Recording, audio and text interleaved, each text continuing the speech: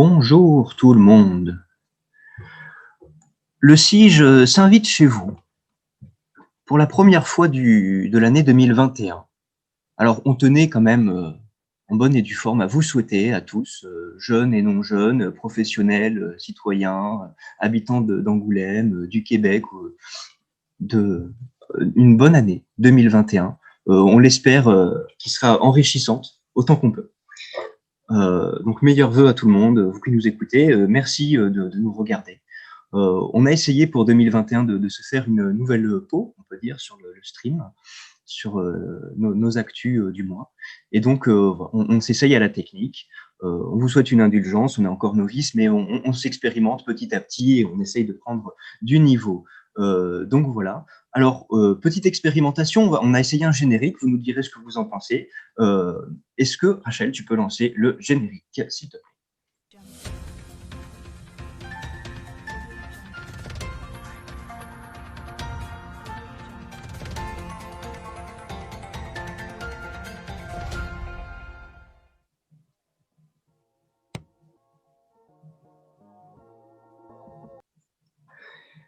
Voilà, voilà. Alors, un petit tour de présentation peut-être pour commencer. Mathieu, tu te présentes?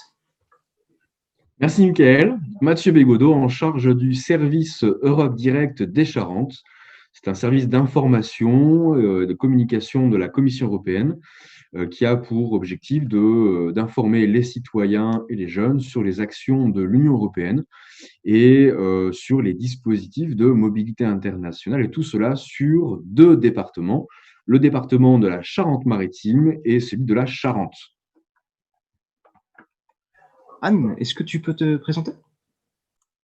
Oui, bien sûr. Donc, Anne, moi, je suis référente sur le secteur enseignement supérieur, les questions d'orientation, mais aussi toutes les questions de la vie étudiante. Myrtille. Donc, moi, c'est Myrtille. Je suis référente sur les secteurs santé-vie quotidienne. Je suis également membre de la Maison des adolescents de la Charente. Et Michael du Centre Information Jeunesse également sur le secteur accompagnement de projets, initiatives, engagement des jeunes. Je suis également coordinateur du collectif 100% jeunes. Voilà, voilou. Et avec nous, n'est pas avec nous justement Ariel, qui est excusé, qui ne pourra pas être là aujourd'hui. Alors, coup de zoom aujourd'hui, Mathieu Bégodeau. Alors effectivement, coup de zoom. Aujourd'hui, je souhaitais vous communiquer une action de taille qui va avoir un niveau national. Ça va être le samedi 23 janvier de 14h à 15h30 à l'occasion de la journée franco-allemande. Nous nous sommes associés avec plusieurs associations à vocation européenne pour vous proposer un temps d'échange sur l'amitié franco-allemande. Et pour cette occasion, nous vous présenterons deux points. Vous imaginez bien, hein, sur 1h30, on n'aura pas vraiment le temps de vous présenter l'ensemble des actions. Pour cette occasion, les comités de jumelage pourront venir présenter leurs bonnes pratiques et échanger ainsi des informations sur comment bien monter un projet dans le cadre des échanges franco-allemands, que ce soit avec des jeunes via le programme Erasmus+, ou bien les programmes jeunesse de l'OFAGE, ou bien avec des publics avec un peu plus d'expérience, on pourrait dire ça comme ça, qui souhaitent renforcer les relations franco-allemandes.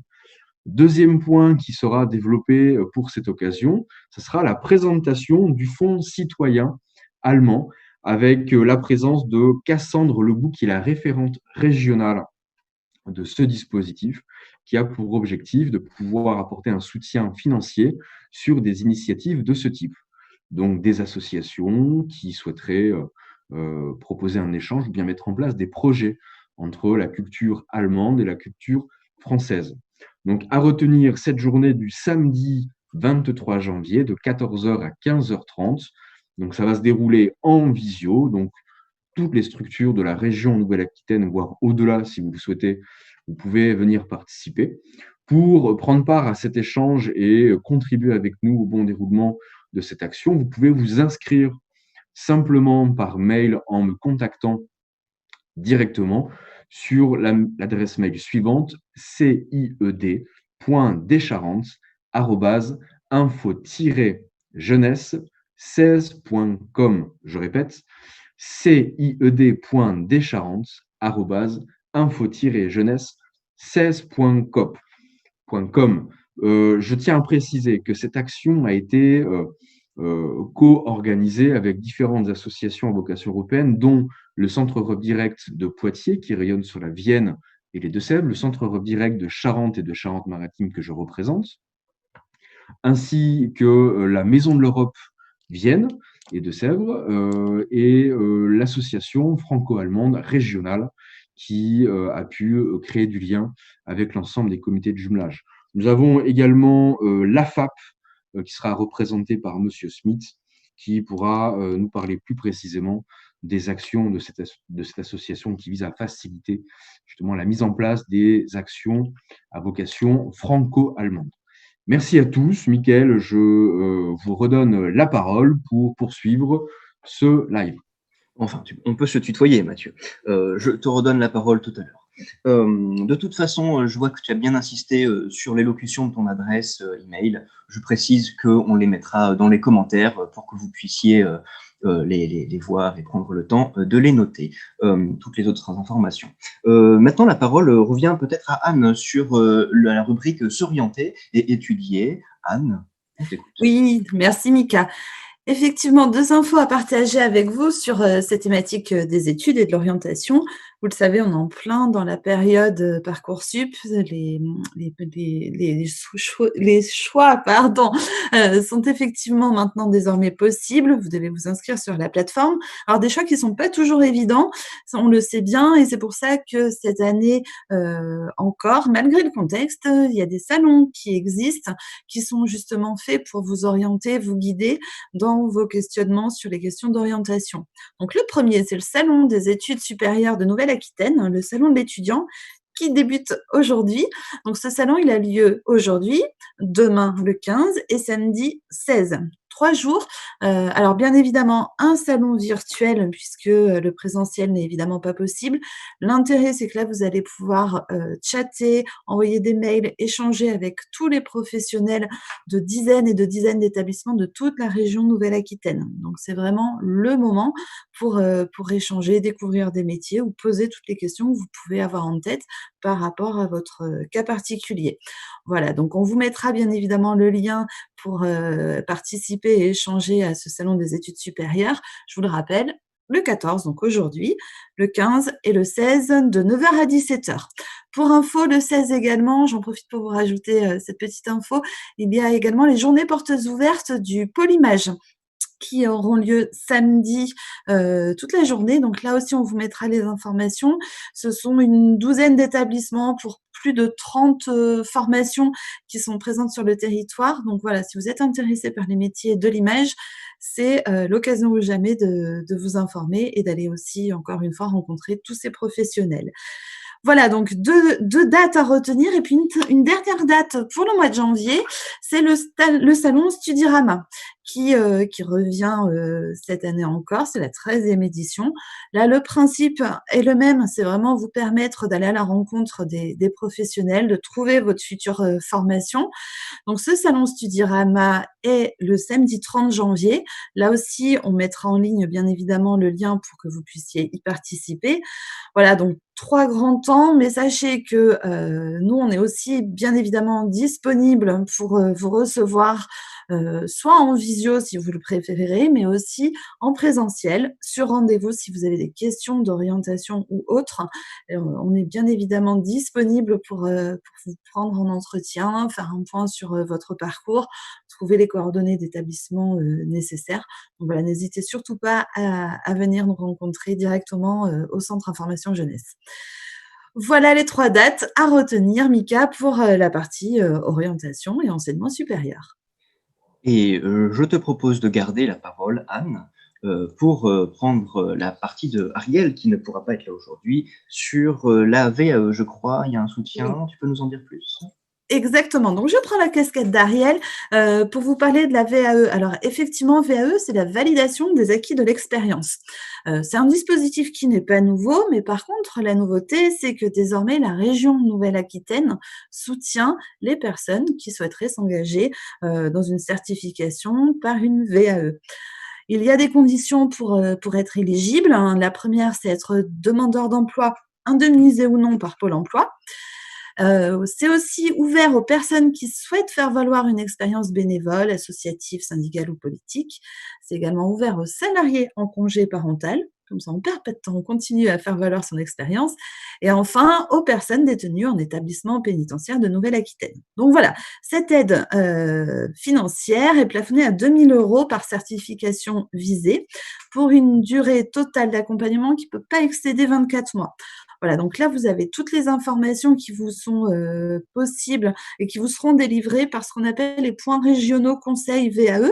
Donc là, on vous mettra les contacts de tous les PRC, donc ces points régionaux conseils VAE, afin que vous puissiez les contacter, voir si vous êtes éligible à ce dispositif, mais aussi et surtout avoir toutes les informations que vous pouvez souhaiter sur la VAE.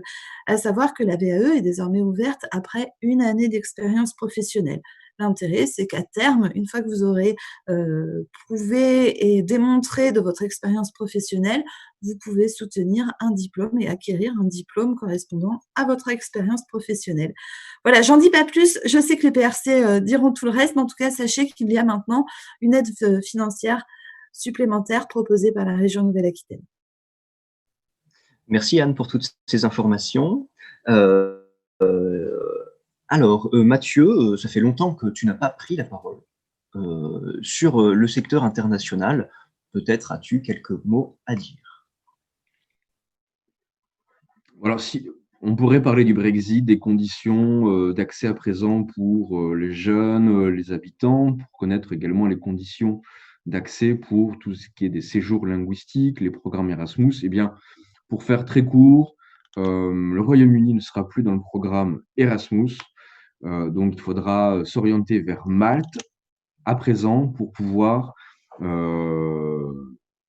vivre une remise à niveau linguistique si vous souhaitez rester dans la zone européenne. Je ne vais pas forcément vous parler du Brexit aujourd'hui, mais plutôt d'une action que nous allons organiser très prochainement, le mercredi 27 janvier, notre premier café linguistique de l'année qui sera autour de 2 langues. Pour cette occasion, nous avons choisi de vous proposer des animations sous forme de quiz, de jeux pour faciliter les interactions en anglais et en espagnol.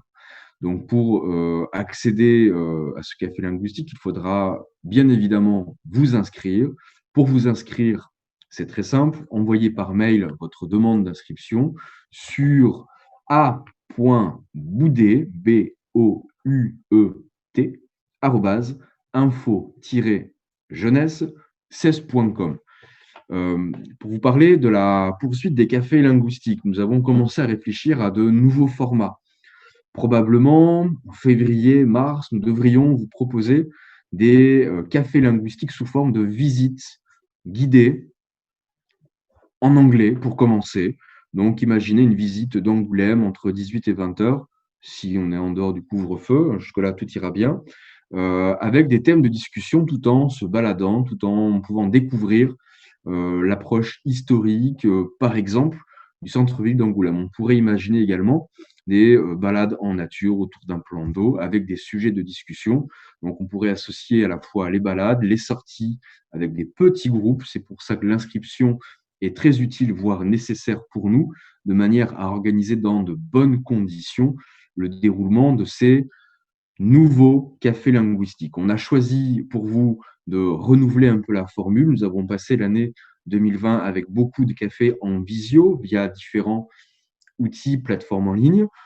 Pour cette année 2021, on souhaite vous proposer un nouvel élan avec une nouvelle approche un peu plus physique, un peu plus humaine, avec encore un peu plus de réel et de pratique. À retenir notre prochaine date, le mercredi 27 janvier de 18h à 20h. Les langues qui seront pratiquées seront l'anglais et l'espagnol. Nous vous avons préparé des petits jeux, des quiz pour faciliter les échanges. Aucun niveau de langue n'est requis pour venir participer, si ce n'est votre inscription par mail. Mickaël, j'ai terminé la présentation du prochain café linguistique et de prochainement nos futurs cafés linguistiques avec ce nouveau format. J'espère que vous ne serez pas trop nombreux, mais qu'en tout cas, les personnes qui seront présentes seront les bonnes personnes qui sauront utiliser et profiter de ce que nous allons vous mettre en place pour cette nouvelle année 2021. Un humaniste utopiste te dirait que toutes les personnes sont les bonnes personnes. Avant de donner la parole à Myrtille, petit point, bouger, sortir. Je lisais tout à l'heure un post sur le site de RTL qui nous disait que le dernier confinement a été dramatique pour les auditeurs, le nombre d'auditeurs des radios en général qui a baissé en chute libre. Et donc, nous, en Charente, on a la radio Zai. Et donc, c'est peut-être le moment justement de soutenir ces radios en les écoutant. Radio Zai qui a commencé par être une radio pirate, puis qui a été une web radio, qui a bénéficié d'un petit peu de bande passante en FM. Et donc là, vous pouvez l'écouter sur zaizai-radio.org. Mais alors pourquoi Radio Zaizai spécialement? Parce que le remède anti-morosité de Zaizai Radio, c'est sa nouvelle grille de programmation 2021 qui vient de sortir. Alors je l'avais imprimé pour vous donner un petit peu, pour vous mettre en haleine. Ça va pas forcément vous parler, mais enfin, ça va peut-être vous éveiller votre curiosité. Il y a des émissions qui vous attendront le lundi, les labos du savoir, le Lab Lab, Un monde en soi, le mercredi, la vie manifeste, la reprise en voix, le jeudi, la mixerie et Banzai, et que je vous en passe plein de curiosités à aller voir. Vous pouvez regarder la grille des nouvelles programmations qu'on va vous mettre dans les commentaires ou aller directement écouter la radio en ligne sur zaizai-radio.org.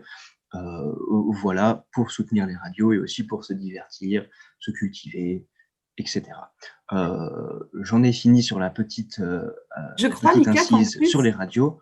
Comment, Mika, Anne? juste pour préciser, je crois qu'en plus sur Radio Zaizai, on a les copains de la Nef et de Musique Métis qui sont hyper actifs sur ce support-là et ça fait du bien de les entendre en ce moment, même si on peut malheureusement pas leur rendre visite sur place. Ils bossent, ils sont là et ils proposent plein de choses sur Zaizai, donc effectivement, n'hésitez pas à aller écouter tout ça. Tu es en train de dire qu'en écoutant Zaizai, on soutient aussi les acteurs de la culture aussi. de notre localité.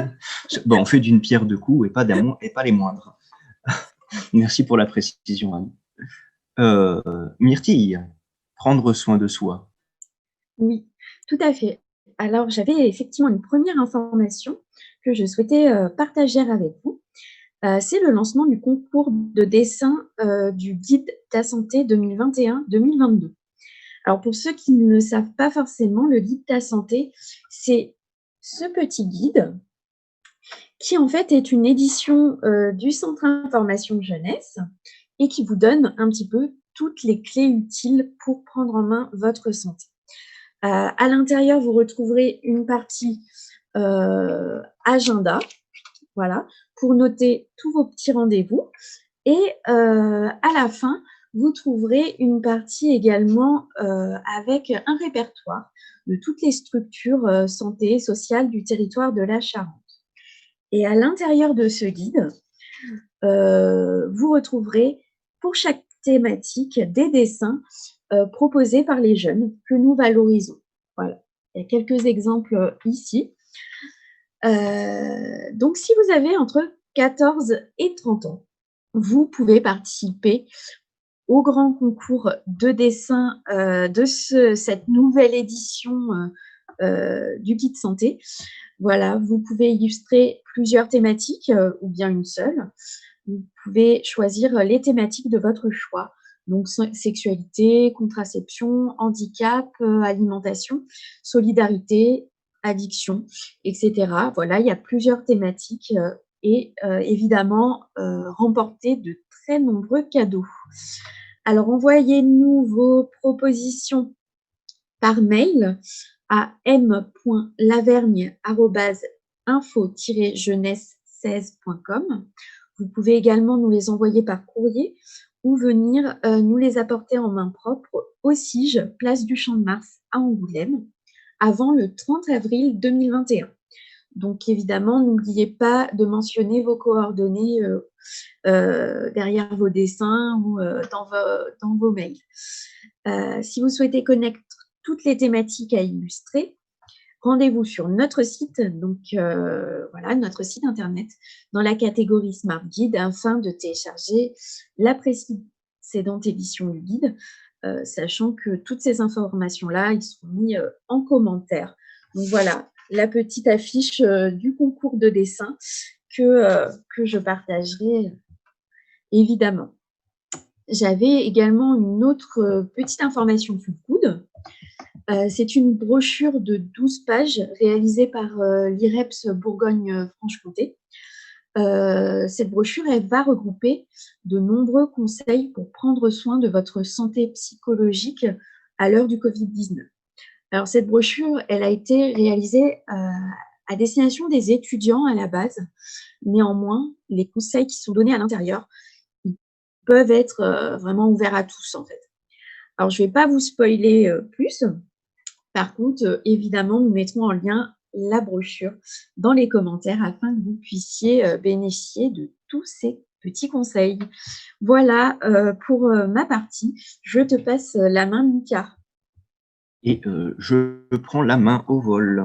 Alors, petit teasing cette fois. Alors, je suis dans une pièce où je fais la diffusion de cette émission live avec présentement 2 volontaires autour de moi. Je vous présente Rachel, salut, qui nous fait coucou, qui s'occupe de la technique avec Mathilda. Voilà, coucou Mathilda. Et alors, pourquoi je vous montre nos amis les volontaires en service civique au Centre Information Jeunesse? Eh bien, parce qu'ils sont à l'initiative d'un projet pour 2021 qu'ils ont commencé il y a quelques mois. C'est un calendrier, le calendrier des projets, où ont été interviewés 12 jeunes qui sont des jeunes porteurs de projets ou anciens porteurs de projets qui sont passés par le Centre Information Jeunesse, qui ont été accompagnés et qui ont souhaité nous faire des témoignages qu'on a mis en lumière sur ce calendrier qui va paraître prochainement.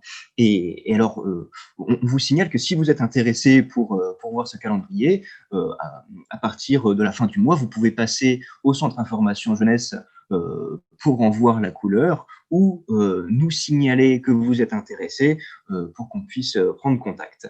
Que dire d'autre? 12 témoignages de jeunes, des porteurs de projets. Ah, édition limitée, bien sûr, édition limitée, seulement quelques centaines d'exemplaires, pas plus, donc ça va être un calendrier collector, le fruit d'un travail qui a pris quelques temps quand même, pour valoriser les dynamiques de projets, d'initiatives et d'engagement des jeunes. Voilà sur la question du calendrier, petit teasing. Et ensuite, pour finir sur les actualités, une dernière information, c'est la rencontre départementale de la vie associative, le collectif Savassaise, qui fait sa 2e rencontre de la vie associative en visioconférence, qui se tiendra le 1er février de 18h à 20h. Alors, pourquoi? Pour s'engager ensemble pour le développement associatif du territoire. Que vous soyez dirigeant d'association, que vous soyez élu ou chargé de la vie associative sur votre territoire, eh ben, vous êtes concerné, vous pouvez participer. Au programme, 3 ateliers interactifs que je vais vous citer. Et l'idée, c'est quand même de partager ce qui fonctionne et favoriser au mieux la coopération, qui est une des fondamentales, un des fondements de la vie associative dans son ensemble. Les ateliers, associations, quelle dynamique locale? La formation des bénévoles, quels besoins, quelles réponses? Développement associatif et animation du territoire, quelles forces et quelles faiblesses? Pour vous inscrire sur ces 3 ateliers que je vous ai cités, Mathilda vous envoie les liens dans la description, dans les commentaires, afin de préparer cette rencontre. On a également proposé un petit questionnaire, également dans les commentaires, qui pourrait nous intéresser. Et il est à rendre avant le 22 janvier, donc ça prend 2 minutes. N'hésitez pas à cliquer dans les commentaires pour regarder le questionnaire, ça nous donnera de la matière pour enrichir ce temps-là de préparation. Voilà. Donc, on s'était dit à peu près une demi-heure. Je crois qu'on est large. Ça nous laisse le temps de faire une petite conclusion. Peut-être, Myrtille, voudrais-tu nous faire une petite conclusion, la première de cette année 2021 Tout à fait. Alors, si tu as une idée. Eh bien, nous sommes toujours heureux de vous proposer ce temps de live tous les mois afin de vous présenter les petites actus du moment avec un nouveau visuel préparé par nos volontaires. J'espère que vous appréciez. Et encore une fois, nous vous souhaitons tous nos meilleurs vœux et à tous une très bonne année 2021. Voilà. Merci à tout le monde. À bientôt. À bientôt. À bientôt. Au revoir.